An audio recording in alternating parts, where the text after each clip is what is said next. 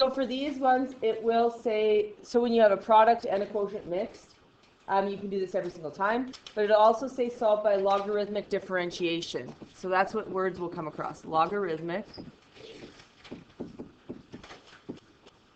differentiation.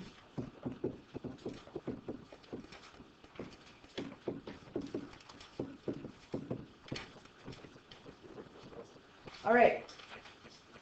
How do we know when to use logarithmic differentiation? We know to use it when it has products and quotients mixed. So like I would have to get f here, I would actually have to do a product rule with a chain rule in it to get f prime. And then g prime would be 1, which would be nice. The other one would not be nice.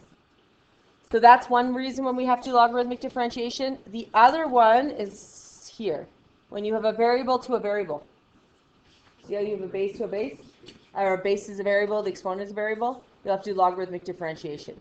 So all we've done so far is we've done the base is a variable, the exponent is a number, so we did power rule. Or we did where the base was a number, the variable was an exponent, and we did chain rule. We rewrote it, ln the base, derivative of the exponent. This is variable, variable. Then you have to do logarithmic differentiation. Okay? Okay. What the heck is logarithmic differentiation? Hi, Eric. It shows here the two reasons why you use it. Logarithmic differentiation is we convert these into a form of a ln. So what we've learned in the past is we can do anything to one side of an equation as long as we continue to do it to the opposite side of the equation, right? So the first step with logarithmic differentiation is ln both sides.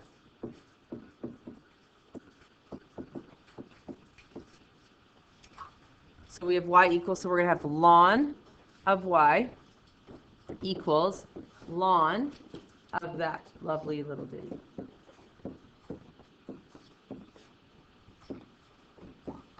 I'm going to rewrite this. A little tiny license.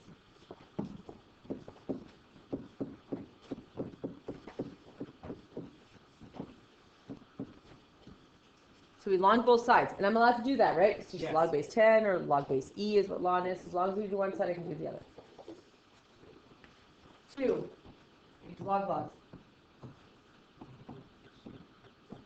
Expand the complicated side.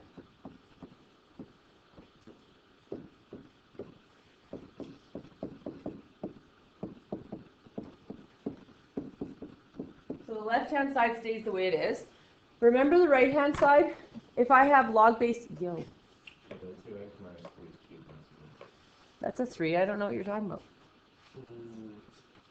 It's been a perfect 3 the whole time. Thanks for saying that. I would have really sucked. We would have got through the whole thing with it. I would have went up here and changed that too. That's what I would have done at the end. I would have said good luck. That's all it is. Okay. So in log laws, we were taught that if you have a log and then you have some things multiplied or divided, what can you do?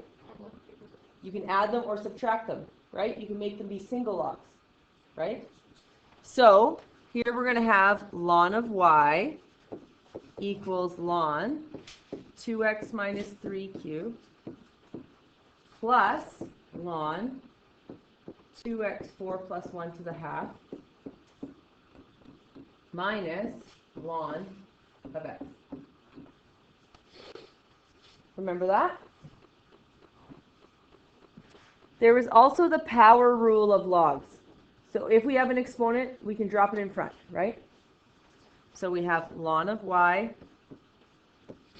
equals 3 ln 2x minus 3 plus 1/2 ln 2x4 plus 1 minus ln of x. I've actually done no calculus whatsoever. This is all 30-1, right?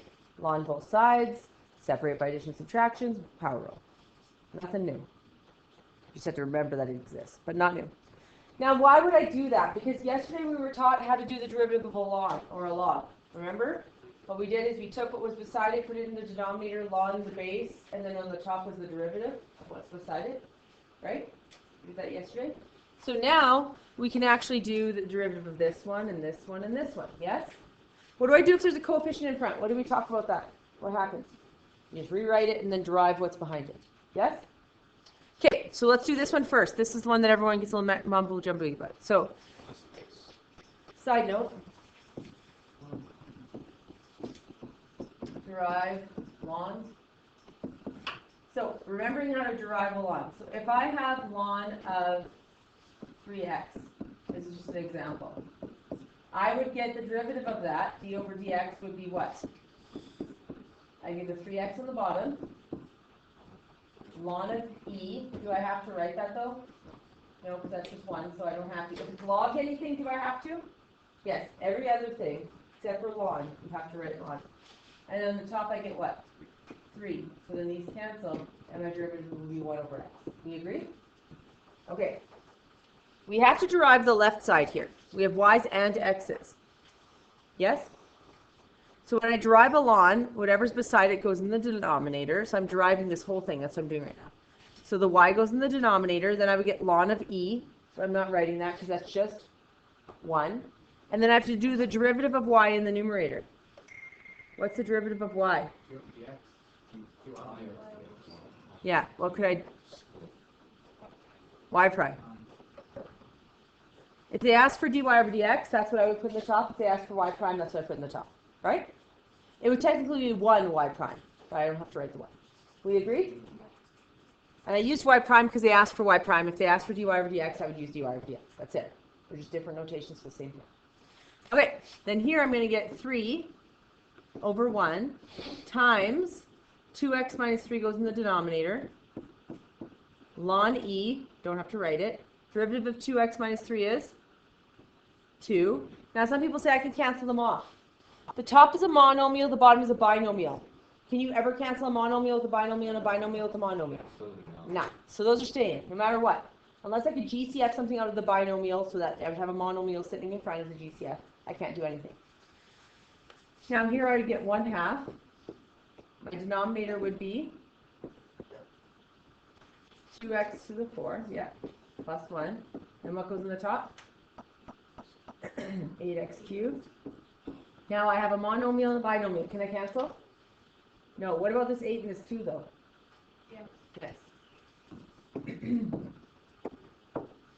So I can go like this. This becomes a 4. And then derivative of ln x.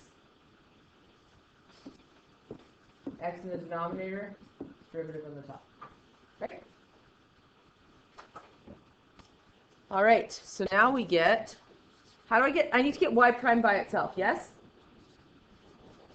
So I have to multiply by y. So I'm going to get this whole thing multiplied by y. Yes? So now I get y prime equals. Now I don't just leave it a y, because I know what y equals. What does y equal? Yeah, that equation up top, right? So I'm going to, instead of just writing y, I'm actually going to input this in front. 2x minus 3 cubed, square root 2x 4 plus 1. This is the easy part. We're just inputting what's left of x. So that's what y was. And then I just simplify these. I don't have to make common denominators. I don't have to do anything. They let them just sit the way they are. So then in my bracket behind, I get 6 over 2x minus 3 plus 4x cubed over 2x 4 plus 1 minus 1 over x. Done.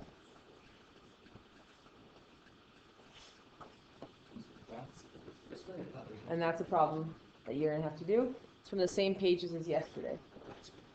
Okay? Does that make sense? You don't simplify it, you don't make common denominators, you don't do anything after that. But you do have to remember to rewrite the y back here.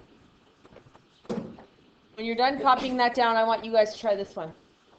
You're doing example 4. No. We're going through this. Quiet, please. So we get y, ln of y equals ln x squared plus ln of 5x plus 1 to the half minus ln of 3x minus 2 cubed. Then I get ln of y equals 2 ln of x plus 1/2 ln 5x plus 1 minus 3 ln 3x minus 2. Then I differentiate it, so I get y prime over y equals 2 bracket 1 over x. I put 2 over 1 so people don't distribute it to the whole thing. Plus 1/2, I get 5 as my derivative over 5x minus 1 minus 3 plus 1. How did I do that? And then I get 3 over 3x minus. So the y comes over, and I'm given x squared root 5x plus 1. I'm going to go like this because I'm lazy. Root 5x plus 1 over 3x minus 2 cubed times 2 over x plus 5 over 2 bracket 5x plus 1. These 5's can't cancel, yes? Yeah. Monomial, binomial. No way. And then minus 9 over 3x minus 2. Finito. All right. So does that one make sense when you're given a logarithmic differentiation question? What you have to do for all your steps? Yep. Then are you expected to simplify x plus 1 or no? It wouldn't be simplified, it would be expanded, so I would just leave the 2 out. Yeah. I don't know how hardcore someone would be about that, but technically you're not simplifying, you're expanding. Example 5, people forget how to do this one. Now, the last one was actually really nice. It was just a basic ln, basic ln, basic ln. No product rule, no quotient rule. You just have to use your log laws from 30-1. Correct? This one, we have an x in our exponent. We have an x in our base. The only way we can deal with this is we ln both sides. So we do this when you have variable exponent, variable base. Everyone remembers this one, or they try and do really ugly. If you're doing a really ugly product rule to get your quotient rule, be like, maybe there's a better way, which is logarithmic differentiation. Okay, stop yourself. This one most people forget. So variable base, variable exponent. You have to use logarithmic differentiation.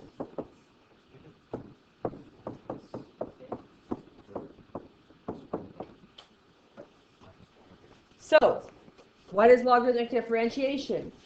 You ln both sides. So we're going to get ln of y equals ln of x to the x.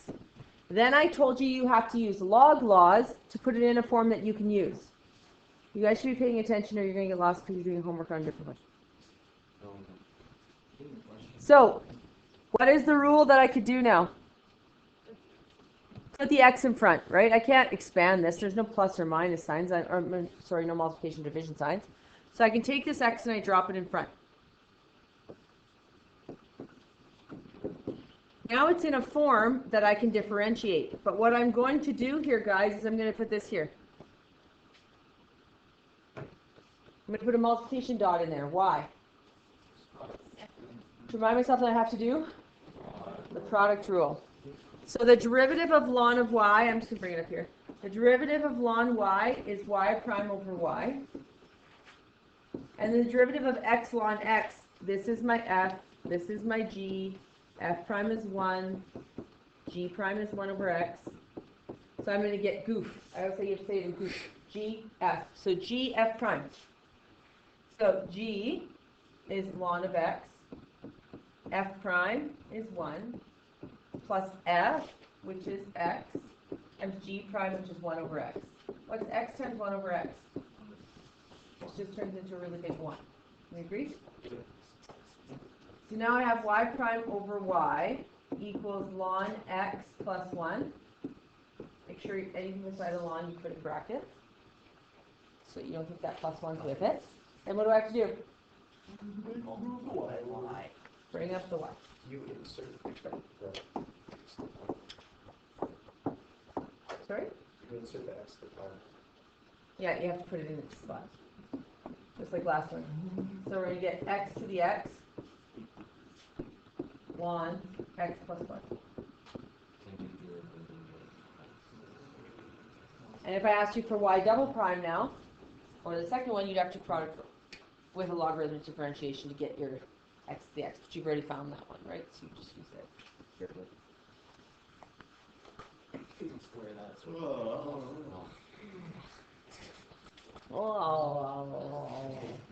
That's all I heard. Oh. No, you're certainly silly about that. All right. What if I ask you? I know, it was a really great yawn. Oh. Whenever I yawn from now on, that's what I'm doing. We're going to be like kindred spirits. I could be like my spirit animal. You know? Yeah. You kept agreeing, so I was like trying to get it to be like something. You'd be like, no, we've gone too far. It's cute though. I mean, It's okay. All right. We're there. All right. Find the equation of the tangent, which means I need a tangent slope, which means I need to find what? First derivative, then plug in what? The coordinate, and then when I plug in my coordinate, I have my tangent slope, and then I do the point slope form. Y minus y1 equals m bracket x minus x1. We agree? Go. I also want the normal equation. So we do the derivative. It is f of x. It is not y. So we use f of x. Then we put f prime of x on the top. Then we multiply by f of x. Remember that x is 1 and f of x is 1. So you don't actually have to bring the y over here, but if you wanted to, you could plug it in. You're going to get 1 because they already did it for you. So we get a 1 instead of bringing the y back. And we get 3/4, and this would be my m tangent. What would my m normal be? Negative 4 over 3.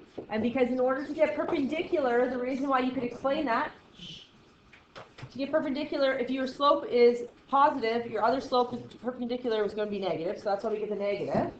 And if we're rising up to running 3, we're now going to run 3, rise 2, down, run 3. Anyways, other way. So that makes you land on the other side. So if this is 3 over 4, let's just use this one. We're rising 3, running 4. We're now going to rise down 4, run 3, right? And it makes that 90-degree triangle because you're going in the opposite directions for rise and run. Okay. So now we have y minus 1 equals, this is for the tangent equation, and you need to label them. Not just put both of them and expect this is left to figure out which one's which, because I'm not testing what I know, I'm testing what you know. 3/4 x minus 1. And then we get y minus 1 equals negative 4/3 because the rise and run flip, and our slopes negates. And this is normal equation. I know this didn't ask for the normal equation, but I asked for it as an add-on.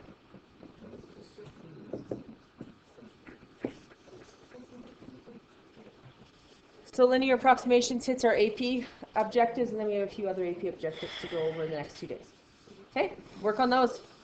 You should be able to finish your homework for sure. I gave you like 32 minutes. 3 possible.